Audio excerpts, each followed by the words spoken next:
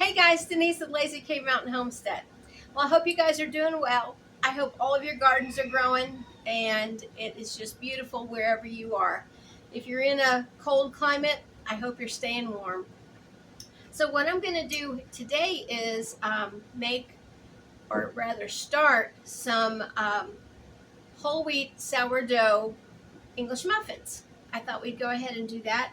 Now this recipe does take a long time, so not that you're going to have to be babysitting it or anything, but it does take a while. It only uses sourdough starter, and that is your only leavening. So you're going to let it sit out for 5 hours, stick it in the fridge for 12.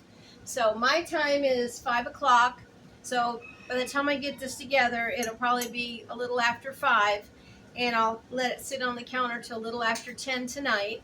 And then I'll throw it in the fridge for 12 hours. So that will be like 10:30 tomorrow morning. We will take it out and we'll actually put our dough together and bake our English muffins. And they're really delicious. They're fun to make. It's kind of, I remember when I first made them, I thought, oh wow, I was really proud of myself, pat myself on the back. I made English muffins. But they're really good and they're delicious, and I love all the nooks and crannies. If you're old like me, you remember the Thomas English Muffin commercial, and they would always talk about all the nooks and crannies. So hey, let's get started and I'll stop talking. Okay, what we're going to do is we're going to put everything in this bowl, mix it together, and let it sit on the counter for 5 hours. Of course, we're going to have it covered. So we have got 1 cup of whole milk. And let me tell you, this milk I got from the Mennonites still has cream on the top. I love it. But you want to make sure that it is whole milk.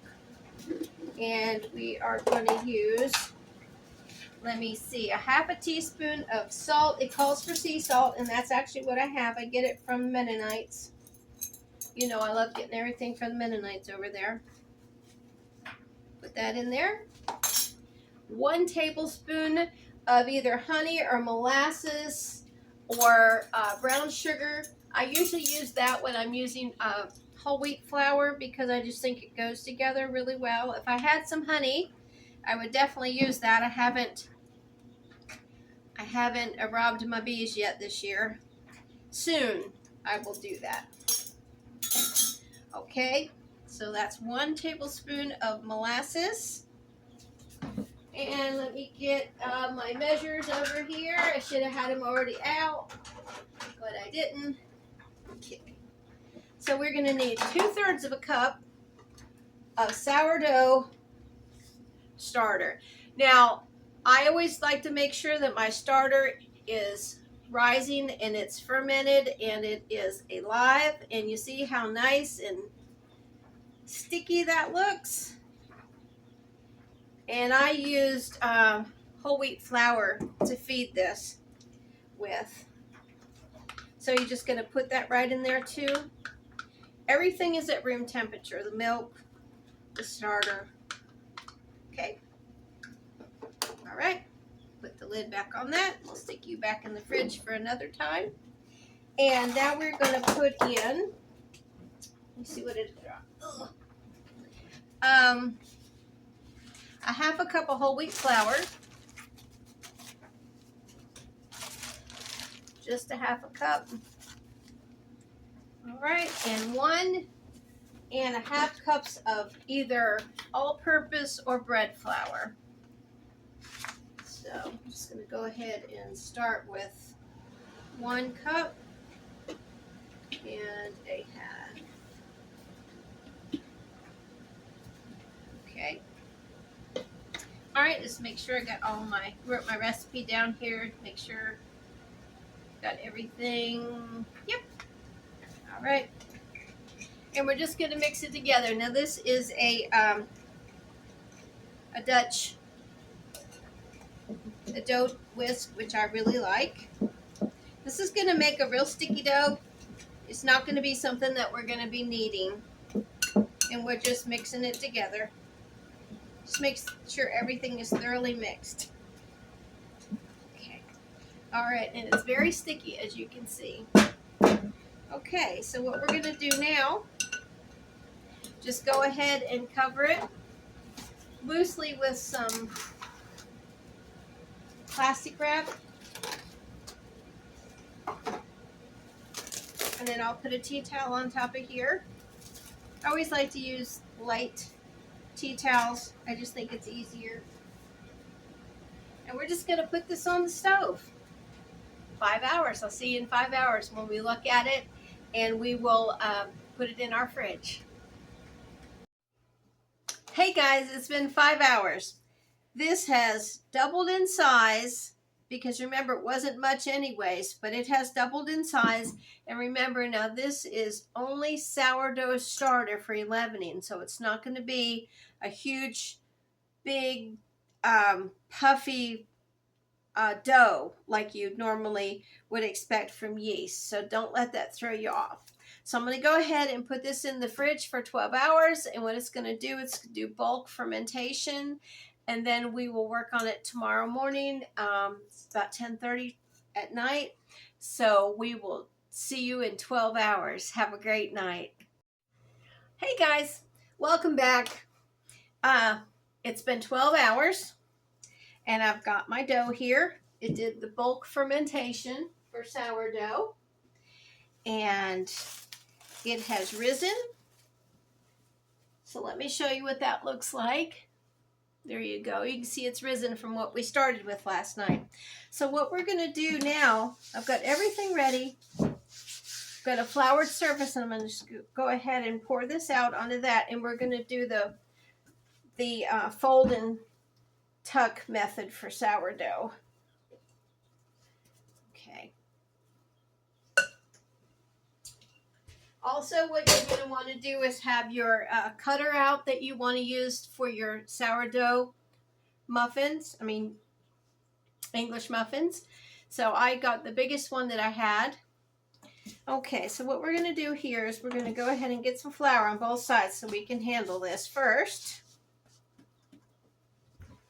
Let me pull this back so you can actually see what I'm doing. Okay, here we go. So what we're going to do is we're going to pull. Hopefully it doesn't tear too much. We're going to pull. And this is kind of what you do as far as kneading when you're just using sourdough as a leavener. And then we're going to pull and put it there. And then we're going to go ahead and pull and put it there, and then we're going to pull and put it there. And I'm going to need a little bit more flour. It's pretty sticky. Okay, now we're going to go ahead and do that again, and you can see how the dough is responding now. And it's very cold, so I'm going to go ahead and pull it and put it in the middle. And pull it, tug it pretty, and then put it in the middle, okay? And then I'll go ahead and do these two sides, and then we will be done with this. But as you can see, the dough has really responded, and it's starting to wake up, and the gluten is ready to be formed into English muffins. So we're going to go ahead and pat this out to about 3/4 inch, a half to 3/4 inch. Put a little bit of cornmeal on top there. Now you want to have a pan over here ready, a cookie sheet or whatever you're going to cook your, well, not cook, but let these rise, because the way we're going to cook them is actually on the stove in an iron skillet. Okay, so we're just making this rectangle with our hands, and we're going to use our cutter. You don't want to twist because you do want these to rise. So this recipe says it makes between 8 and 10 English muffins. So we will see what we can get out of it. Well, there is 5. Maybe 8. So we're going to go ahead and put these. Let me go ahead and get a spatula. Nice size. I'm just going to go ahead and put it on there, and you want cornmeal on your cookie sheet. I've got a silicone mat on there too, so they'll be easier to get off of as well when I need to put them, because you're frying these. Okay, to get that nice look of an English muffin. Okay, so we're just going to go ahead and just flatten this out again, get all those little pieces together, flatten it out again. I'm going to try to get at least 2 out of this. So I guess with the size of this, it's probably pretty big. Maybe I should have used 1 down, but that's okay. And then we'll get 7 English muffins out of that. And then I'll go ahead and do something with that dough there. Okay, put it on here. And we are going to cover this and let it sit on the counter for an hour and let it rise again at room temperature. Now, they're not going to get huge or anything, so don't let that throw you. These are English muffins, so you know they are kind of flat. So there's a little one. So there we are, our English muffins. Let them rise for an hour, and we'll be back and we will cook them. So if you don't have a cast iron skillet, you're going to need a large skillet of some sort, and you'll need a little teeny bit of oil if you don't have a cast iron skillet. So I'll be back in an hour. Okay guys, here we are an hour later. I have got my cast iron skillet preheated. I'm going to turn it down to medium. You want it preheated because it's going to cook these. You're not really frying them, but you are, in a sense, frying them on low. So I think I might have got that a little bit hot. Take that off right now. Uncover my, let me put this over here so you can see. Uncover my English muffins. See, they rose just a little bit. They still look good. Okay, let me go ahead and put this back on. Now I've got some cornmeal. I'm just going to go ahead and put on here. You can smell it. It smells good. And you know, may turn this down just a tad bit more. Okay. English muffins always have cornmeal on the top and the bottom. That's that grittiness that you feel, in case you didn't know. So let me get one of these. Put it on here. Hear it sizzle. Let's see. All right, put another one here.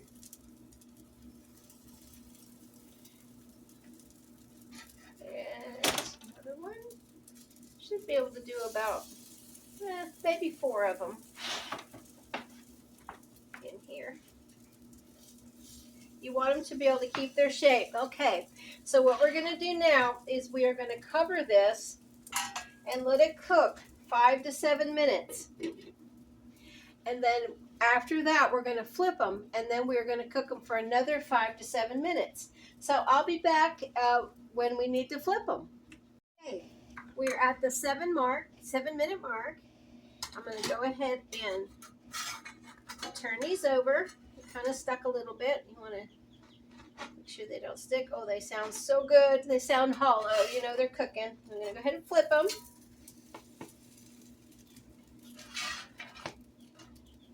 There we go. Look how nice and big these got. Hold on. Look at that. How nice and big that got. Go ahead and flip that guy. Oh, I should have put some more cornmeal down. Let's go ahead and do that. You want cornmeal on both sides. Go ahead and put that on the top there. Flip it. Put it right there. Okay. And I started another pan over here too because I had 2 cast irons, so I'm going to put some cornmeal down. That just gives it that nice texture that we all love and expect. Now I might have had my pan a little bit hot, but again, these are whole wheat, so they are going to be darker than the regular white flour. So these are not burned. So we're going to go ahead and put the lid back on. I've got it on medium low, and we're going to go another 7 minutes. And in the meantime, I'm going to come over to these. I've got 2 more minutes on them. So we'll go ahead and be back as soon as all these are done. We'll go ahead and open one up. We want to cool them just a little bit, so we don't want them gummy inside. And then we'll look for all the nooks and crannies, and we'll eat one. Okay, we are done with this one. You see that condensation that rose up out of there? That's from that dough. So it keeps it nice and moist. So listen to this. You can hear that. They are done. So we're going to go ahead and put them over here on the cooling rack. See if you can see that. Yep. And I got just a couple, maybe a minute and a half on that one over there. But you will see. Now, like I said, these aren't burned. These are whole wheat, so they're going to be darker. Okay, let me go ahead and turn that one down. Stick this in the oven so it'll cool off. Now, I'm going to let these cool. These are really nice. Look how beautiful these are. They are just gorgeous. English muffins, whole wheat, sourdough. Oh, they smell so good. Well, I'm going to go ahead and let these cool a little bit, get those off the stove. I'll be back. We'll go ahead and split it open, pop it in the toaster, and see what it tastes like. Okay, here we are for the real test. So I think I'm going to go ahead and try this one. See how beautiful that is? Nice, big, beautiful. Now, if you don't have a cast iron skillet to cook these in, you can always use a griddle or a pan, a skillet. But you're going to want to make sure that your skillet isn't on high heat. Okay, I'm going to go ahead and just cut these with my bread knife. They look so good. Smells so good. So nice and nutty with the whole wheat and the sourdough. I'm going to pop this in the toaster, and we'll be back for a taste test. Okay, here we are out of the toaster. Nice and crunchy. Smells so good. This would be so nice for a brunch. Make ahead of time, because you can always pop them in the toaster. Go ahead and lather it up with some wonderful butter. Look at that. It's so crunchy. Oh, I just love it. And I am going to put on that some of my strawberry lemon marmalade that I made a while back. Oh boy, that looks so good.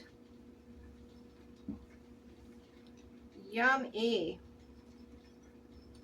Let's go ahead and give this a taste test.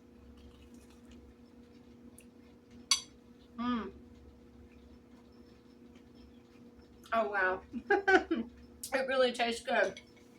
Let me grab a napkin. They are so good and so crunchy. And they taste, have a little hint of the sourdough. They are so good. I hope you guys will give these a try. I don't want to choke to death. Hope you give them a try. It's something fun to do, something different. And hope you'll enjoy. Please like, share, and subscribe if you wouldn't mind. I'd really appreciate it. Thanks for all my new subscribers and my old subscribers. Thanks y'all for hanging in there with me. I've got some new videos coming, so I hope you'll look forward to them. Some old-fashioned desserts. Talk to you soon. Bye.